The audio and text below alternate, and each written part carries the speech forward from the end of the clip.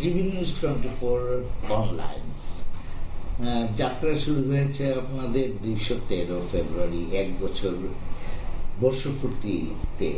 বেতা বাংলার পক্ষ থেকে আমি নাজিম চৌধুরী জানাচ্ছি সশস্ত্র এবং মনের আন্তরিক থেকে অন্তঃস্থল থেকে শুভেচ্ছা আর ধন্যবাদ। নিউজ আমাদের এই নতুন প্রজন্মের জন্য একটা বিরাট প্রয়োজন হয়ে পড়েছে।